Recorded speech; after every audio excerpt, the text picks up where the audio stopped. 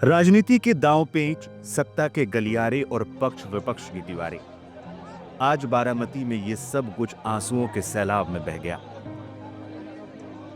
महाराष्ट्र के उप मुख्यमंत्री और जनता के दादा अजीत पवार की अंतिम विदाई में एक ऐसा दृश्य देखने को मिला जिसने वहां मौजूद हर शख्स का कलेजा चीर कर रख दिया। एक तरफ अपने नेता को खोने का गम तो दूसरी तरफ पवार परिवार का वो दर्द जिसे देख पत्थर दिल भी पिघल जाए। बारामती के विद्या प्रतिष्ठान मैदान में जब अजीत पवार का पार्थिव शरीर अंतिम दर्शन के लिए रखा गया तब एक बेहद मार्मिक तस्वीर सामने आई। अजीत दादा की पत्नी सुनेत्रा पवार, जो इस वज्रपात से पूरी तरह से टूट चुकी थी, उन्हें सहारा देने आगे आई उनकी ननद और अजीत पवार की चचेरी बहन सुप्रिया सुले। सुप्रिया सुले ने एक चट्टान की तरह अपनी भाभी का हाथ थामे रखा। वो उन्हें भीड़ के बीच से धीरे धीरे अजीत दादा के पार्थिव शरीर तक लेकर आई। उस वक्त सुप्रिया की आंखों में भाई को खोने का दर्द था, लेकिन हाथों में भाभी को संभालने की जिम्मेदारी। जैसे ही सुनेत्रा पवार अपने जीवन साथी के पार्थिव शरीर के करीब पहुंची, वहां मौजूद सन्नाटा सिसकियों में बदल गया। सुनेत्रा पवार ने कांपते हाथों से अजीत पवार के चरणों पर सिर झुकाया। वो कुछ पल तक शांत रही, जैसे अपने पति को महसूस कर रही हैं, और फिर उनके सब्र का बांध टूट गया। वो पार्थिव शरीर के पास ही फूट फूट कर रोने लगी। ये वो पल था जब वहां मौजूद पुलिसकर्मी और नेता भी अपनी नम आंखें छिपाते नजर आए। वहीं पिता के साये से मरहूम हुए बेटे पार्थ पवार का हाल देख हर कोई सिहर उठा। पार्थ, जिनके कंधे पर अब परिवार की जिम्मेदारी है, पिता के शव के सामने एक बच्चे की तरह बिलख पड़े। उन्होंने झुककर पिता को अंतिम प्रणाम किया, लेकिन उठते वक्त उनके आंसुओं ने रुकने का नाम नहीं लिया।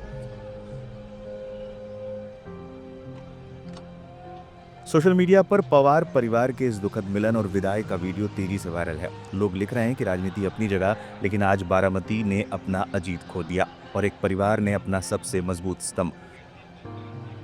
सुनेत्रा पवार का वो आखिरी प्रणाम और पार्थ के वह आंसू, ये तस्वीरें लंबे समय तक महाराष्ट्र की यादों में रहेंगी।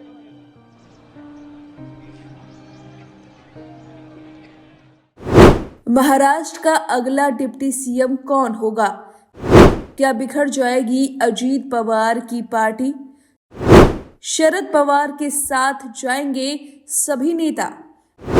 बीजेपी किसे बनाएगी अगला डिप्टी सीएम?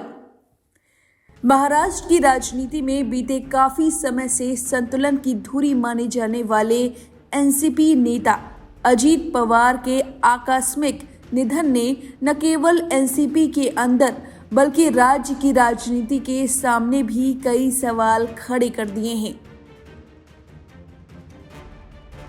अब सवाल ये है कि आखिर नया डिप्टी सीएम कौन बनेगा, किस पार्टी का होगा? अजीत पवार की पार्टी एनसीपी का भविष्य क्या होगा? क्या उनके सभी नेता घर वापसी यानी शरद पवार की पार्टी में वापस जाएंगे?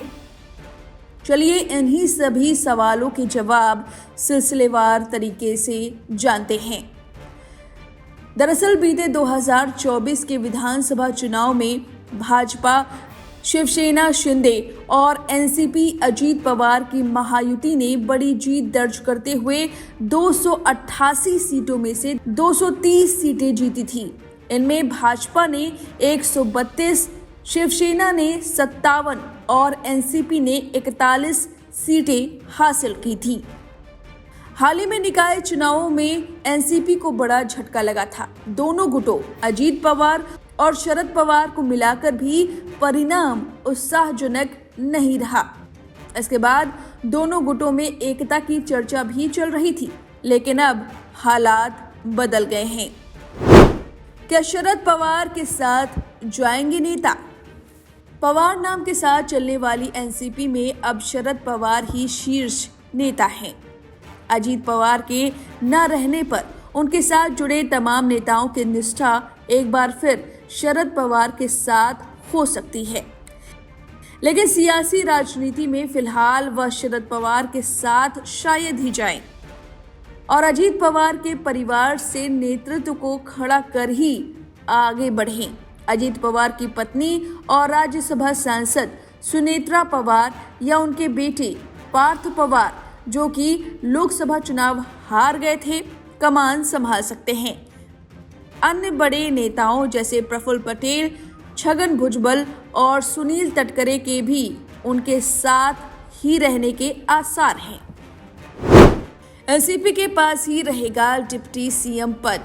भाजपा नेताओं ने संकेत दिया है कि अजीत पवार के परिजनों और उनकी पार्टी के वरिष्ठ नेताओं को आगे का फैसला लेना है। हालांकि महायुति में एक उप मुख्यमंत्री एनसीपी के लिए था, वह उसी के पास रहेगा।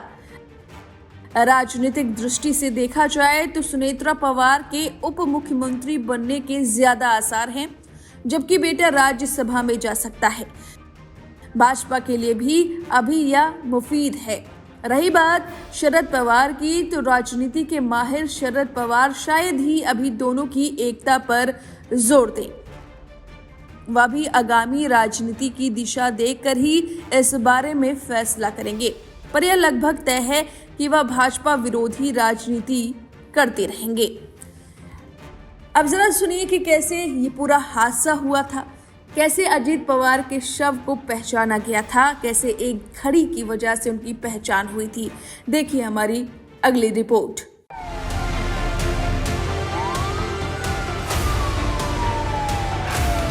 सुबह करीब 8:45 आसमान में हल्की धुंध थी और महाराष्ट्र की राजनीति का एक बड़ा चेहरा अपनी जिंदगी की सबसे छोटी उड़ान भर रहा था। मुंबई से उड़ान भरा एक चार्टर्ड जेट, गंतव्य बारामती, मकसद चुनावी रैलियां, जनता से मुलाकात, सत्ता की अगली लड़ाई। लेकिन किसी को नहीं पता था कि ये उड़ान इतिहास बन जाएगी।